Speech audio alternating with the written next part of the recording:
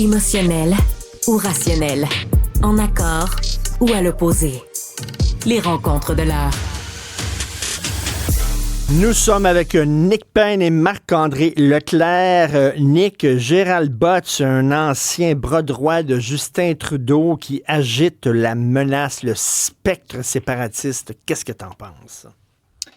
Ah, ben ça s'invente pas. Alors, M. Botts, pour le situer, c'est l'ancien... Il y avait un poste là, qui s'appelait, je pense, de secrétaire principal ou quelque chose du genre. C'est vraiment le premier conseiller de Justin Trudeau et un ami de longue date de Trudeau. Il avait démissionné dans l'imbroglio, là, SNC-Lavalin, Jody Wilson-Raybould. Il était parti, M. Botts, à ce moment-là, en 2019, mais de reculons. Là. On comprend qu'il s'était un peu sacrifié pour la cause et on devine qu'il est demeuré proche et plutôt partisan de Trudeau, au minimum du Parti libéral. Et là, il sort ce lapin-là de son chapeau. Il dit que l'indépendance du Québec est à la veille de se faire parce que les indépendantistes voient enfin le champ des possibles, les conditions gagnantes réunies. Et là, dans son texte, écoute bien ça, quelles sont les conditions gagnantes d'après lui? La négativité excessive de la classe politique. Alors, évidemment, il ne parle pas du tout de Pierre Poilievre. L'ingérence étrangère de la Russie. Bon, ça, ce serait parce que les Russes auraient envie de mettre la pagaille au Canada pour nuire à cet allié commercial important des États-Unis. Mais passons sur celui-là. Et aussi, les visions opposées sur l'enjeu du climat.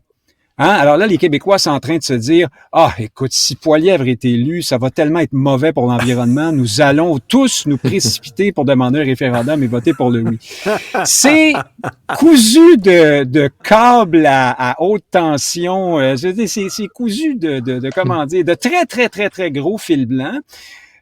Il s'agit de redonner aux libéraux un peu d'élan en rappelant que ce sont eux les champions de l'unité canadienne. Mais écoute, je m'excuse. Combat contre la menace séparatiste. Mais Nick, je connais des séparatistes qui étaient dormants, qui n'étaient pas vraiment...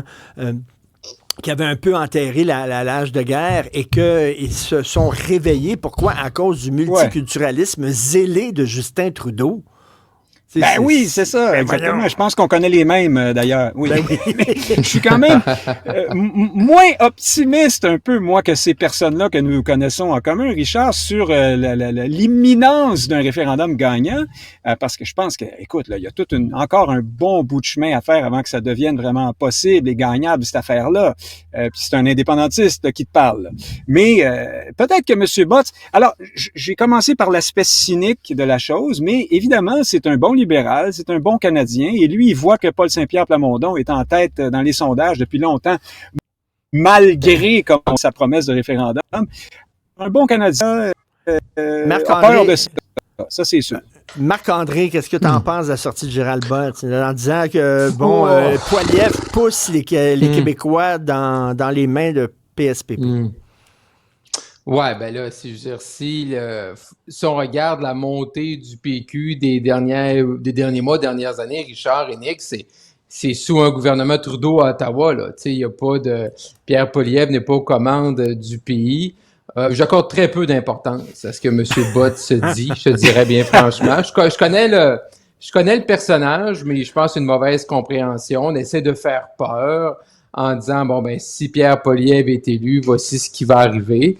Mais lorsqu'on regarde, là, historiquement, lorsque des gouvernements conservateurs sont au pouvoir, habituellement, la souveraineté est quand même assez tranquille, là, parce que dans l'ADN normal des conservateurs, il y a une espèce de décentralisation. Tu sais, quand Pauline Marois était première ministre, minoritaire, mais c'était Stephen Harper à Ottawa, puis on n'était pas proche d'un référendum, là. Fait quand elle a essayé, quand elle a déclenché une campagne, elle a perdu cette campagne-là. Fait tu sais, moi, c'est pour ça que, tu sais, la lecture de Gérald Botts du Québec actuellement, pourquoi le PQ est en meilleure position, on a vu comment c'est fragile, là, dans le dernier sondage léger, qu'à un moment donné, tu mets Pablo Rodriguez, puis finalement, c'est Pablo qui se ramasse premier, là. Fait que tout le monde est prêt à trouver une alternative à la CAQ, là. Marc-André, oui, puis il faut rappeler, juste une seconde, il faut rappeler que 20% des électeurs péquistes voteraient pour le non. à l'heure actuelle. Hein. Ça, c'est du jamais vu. Là. D'habitude, dans le cas du Parti québécois, c'est au-dessus de 90% de souverainistes. Là. On n'est pas chez Québec solidaire, là, hein, où il y a moins que la moitié des électeurs qui sont en faveur de l'indépendance, par exemple. OK, donc ça veut dire 20% des gens qui s'apprêtent à voter PQ, ils ne font que parquer leur vote au PQ. En attendant, peut-être qu'il y a un chef au Parti libéral. Hein? C'est ce qu'on peut présumer. Oui, il attend Pablo, là. Exactement, en attendant Pablo. Marc-André, penses-tu que le fait que Poilievre soit largement en avance dans les sondages, que c'est une mauvaise nouvelle pour les souverainistes québécois, ça, pour le PQ? Faudra voir à l'usage. Je pense pas que M. Poilievre va donner là, du gaz aux souverainistes québécois. Je pense qu'il va essayer d'avoir une approche quand même. Je sais que du côté des conservateurs, présentement, là, on est à l'élaboration de cette plateforme électorale-là et on se creuse la tête là, à savoir qu'est-ce qu'on fait avec le dossier de l'immigration. Là. On le sait, François Legault, il veut, lui, que ce soit la question de l'urne.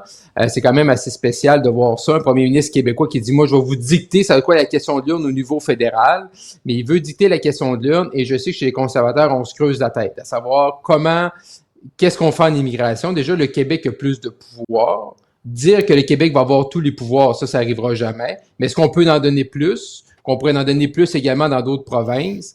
Mais ça, c'est un scénario que l'entourage de Pierre Poilievre là, étudie actuellement. Nick, il y a une crise diplomatique avec l'Inde. On a vu que le régime chinois harcèle et menace des Canadiens d'origine chinoise qui osent critiquer le régime de leur patrie d'origine. On les harcèle avec les fameux postes de police et tout ça. Et ça a l'air que le régime indien fait la même chose auprès des Sikhs indépendantistes qui sont ici. Donc, écoute, il y a beaucoup d'ingérence là, dans le Canada de la part de régimes étrangers. Oui, l'histoire actuelle là remonte à l'année dernière. Hein, Justin Trudeau avait affirmé que le Canada avait la preuve que l'Inde avait commandité l'assassinat au Canada, à Surrey, d'un leader indépendantiste sikh. Alors oui, la question que tu poses, Richard, c'est aussi la question du nombre. Tu sais, ce Canada, d'abord multiculturel, mais surtout hyper immigrationniste, qui dit à tout le monde, amène ta culture, amène ton identité, ici c'est une page blanche, tu fais ce que tu veux. Ben, on est quasiment en train aussi d'amener notre pays avec nous quand on vient au Canada, aussi par le nombre. Et là, ces gouvernements-là étrangers, ben un fou d'une poche, là, ils s'aperçoivent qu'ils peuvent avoir de l'influence apparemment. Écoute, les Chinois là étaient rendus qui contrôlaient des conseils municipaux là sur la rive sud de Montréal. Oui. On n'est plus dans des officines sombres, éloignées de la vraie vie. Là. Alors, est-ce qu'un peu la même chose est en train de se produire avec les ressortissants indiens? C'est possible. Je pense, moi, que la question de l'immigration et du nombre en immigration se pose de ce point de vue-là aussi, à la lumière de cette nouvelle-là. Marc-André, c'est ce qui arrive quand on dit que le Canada est le premier pays post-national au monde. On n'a pas de culture propre. Alors, arrivez avec votre passé, puis installez-vous et faites comme chez vous. Avec vos chiens. Oui, il y a ça. Oui, venez-vous-en ici, on vous accueille les bras ouverts. Dans cette culture-là, mais également, on se ferme les yeux, puis on le voit sur l'ingérence étrangère ici, autant dans les élections, autant ça, c'est un autre exemple avec l'Inde, les autres exemples, Richard, que tu as donné avec la Chine. Là. Et là, ça arrive à un mauvais moment, toutes ces histoires-là, pour M. Trudeau, parce que de se mettre encore, on est en chicane avec un autre pays, tu sais, qu'on a raison ou pas, on est en chicane. Là, on expulse des diplomates canadiens qui ont un délai de quelques jours pour être expulsés du côté de l'Inde. Et là, la commission Hogg, là, sur l'ingérence étrangère, M. Trudeau doit y retourner. Fait que mauvais moment pour lui. En plus, il est pogné avec, dans son caucus, la révolte. Il y a une lettre qui circule pour le mettre dehors. Fait que vraiment, les prochains jours là, pour M. Trudeau, ça va pas bien. On le sait depuis le début de la session. On en parle ensemble depuis le mois de septembre, mois d'août. Là, vraiment, la prochaine semaine sera pas plus évidente pour lui. Là. Écoute, Nick, je dis souvent que le Canada ressemble un peu à l'Expo, c'est-à-dire que plutôt que de dire tout le monde vit au Canada, puis on est tous Canadiens, non, il y a le pavillon du Pakistan, et le pavillon de l'Afghanistan, et le pavillon de la Turquie. Et on y va en métro. Oui. Et c'est pas ça qui a causé quand il marche, ouais. C'est pas ça qui a causé un peu Bedford, l'école de Bedford. C'est-à-dire que les gens arrivent ici, puis ils apportent leur façon de faire, leurs valeurs et tout ça. Et plutôt que de se fondre dans l'ensemble canadien, ça va être l'école du pavillon du Maghreb.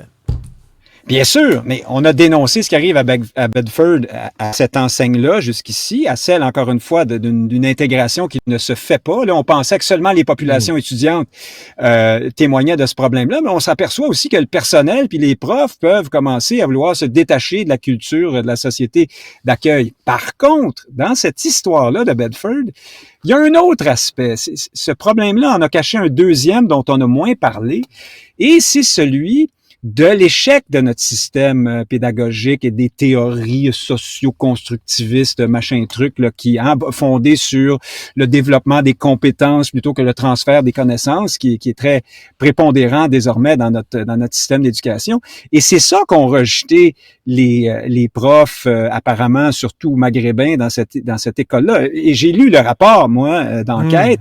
Et ce rapport-là, Richard, c'est comme une espèce de grosses crises de nerfs contre les méthodes traditionnelles d'enseignement des Maghrébins, beaucoup plus que contre je ne sais quelle humiliation ou traitement différencié pour les filles. Tout ça, apparemment, c'est davantage du bruit de fond, quelques événements isolés qui se sont pas reproduits. Ça fait un peu... le pétard est mouillé là dans le rapport là-dessus, mais par contre, on leur reproche une méthode d'enseignement basée sur le transfert de connaissances. C'est pas correct, ça. Le cours magistral. On leur reproche d'éviter de faire de la pédagogie différenciée. Ça, ce que ça veut dire, là, c'est être plus clément avec les élèves qui sont moins bons pour qu'ils aient des bonnes notes quand même. Hein? On est fort au Québec. Bon, ben, ces profs-là, eux autres, ont trouvé ça moins intéressant, puis c'est un peu difficile de les blâmer là-dessus. On leur reproche d'utiliser des cahiers d'exercice et des manuels scolaires, ou de leur apprendre des fables de La Fontaine plutôt que de jaser entre amis dans la classe. Je pourrais continuer comme ça. On leur reproche des examens individuels. Nick, t'as l'air à trouver cette école-là le fun. Je sais que tu viens d'être parent pour franchement, la deuxième fois. Attends, mais là, tu viens d'avoir un enfant il y a 2-3 jours. Là. Est-ce que ton enfant, c'est une petite fille? Oui. Une petite fille. Ben, ta petite fille, quand elle va être à l'âge d'aller à l'école, tu rêverais, toi, de l'envoyer dans une école comme l'école de Bedford? J'ai dit que c'est un problème qui encadre un autre. J'aimerais mieux qu'elle aille dans une école au Québec autant que possible, tu sais, que ça ressemble un peu à la culture de mes ancêtres, on va dire ça comme ça, et la mienne. Bon, là, parce qu'il y a d'autres problèmes, évidemment, ils refusent d'enseigner certaines sciences, quoique ils refusent d'enseigner notamment l'éducation sexuelle, hein, mais est-ce que si c'est parce qu'on leur apprend toutes sortes d'affaires de woke, et puis tu peux être un garçon ou une fille quand tu veux, puis comme tu veux, ben ouais, je pense qu'il y a pas mal de Québécois qui seraient pas si en désaccord que ça avec ces profs-là. OK, je vais entendre Marc-André là-dessus. Est-ce que tu es en désaccord avec Nick ou... Ouais, ben là, je suis pas sûr que c'est l'école exemplaire là, du Québec présentement, mais... Ben, j'ai pas dit ça. Non, je sais, je taquine Nick, mais... tu sais, on en a parlé ensemble, Richard, avec Emmanuel vendredi, puis moi, je reviens vraiment sur ce point-là, sur de dire comment on s'est monté un beau grand bateau avec la loi 21, là. En disant, tu sais, la laïcité, puis les profs, ben là, si on plus de signes religieux, ben là, tout va être correct, puis la religion ne sera plus dans nos écoles, là. Ça va être fini, là. Fait qu'on peut passer à un autre chapitre, on tourne la page. Et malheureusement, je pense que c'est refait, ben oui, mais c'est revenu parce que c'est pas juste ça. C'est pas juste dire c'est le signe parce que la personne est en autorité, le professeur devant l'élève. C'est pas juste ça. On n'est pas allé plus loin que ça. Et c'est ça puis ça peut être n'importe quelle religion. Il peut y avoir quelqu'un, un catholique, on lui a enlevé sa croix, puis il peut continuer avec ce qu'ils disent dans le rapport. Tu sais, ils disent pas la religion, ils parlent d'idéologie, mais qu'est-ce que franchement et vraiment les professeurs enseignent à nos enfants, on le sait pas vraiment. Nous. Mais Marc-André, tu trouves pas ça, mon Dieu, j'ose dire, rafraîchissant? Je sais pas, on dit tout le temps, les étudiants ne respectent plus les professeurs, mais moi, dire à Bedford, les profs se faisaient respecter en maudit des jeunes. Ouais, mais là, t'avais peut-être pas le choix, Richard. Je suis pas sûr qu'on veut tout copier ce modèle-là, là. Surtout, tu sais, qu'il y a un clan dominant, là, dans une école de profs, là. Je suis pas sûr que c'est le meilleur climat pour, autant pour les collègues, autant pour les jeunes pour apprendre, là. Mais c'est vrai que, Nick, les gens qui arrivent ici en terminant, les immigrants, souvent, je sais pas, ils sont plus sévères, ils nous jugent trop mous envers les Absolument. enfants, trop à genoux devant les enfants, trop complaisants, on les laisse passer parce que c'est des petites choses fragiles. Eux autres sont pas comme ça, là. Dans la communauté arabo-musulmane, dans la communauté haïtienne, je veux te dire, là, c'est pas comme ça qu'ils perçoivent les enfants. Et plus globalement, ils nous voient comme des sociétés faibles, des cultures faibles, des gens qui peinent à s'affirmer, qui s'excusent tout le temps, qui défendent mal ce qu'ils ont à défendre, s'ils ont quelque chose à défendre.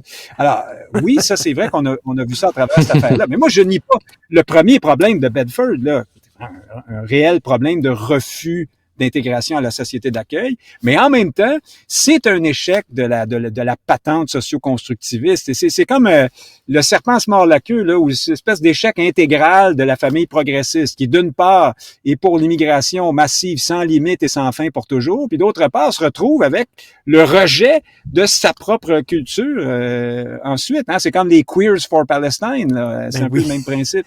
Ben écoutez, je vous remercie les deux d'avoir pris congé de votre journée d'action de grâce pour travailler avec nous dans les studios. Merci beaucoup. À demain. Bonne journée. Toujours un plaisir. Salut. Bye bye. Même chose. Salut.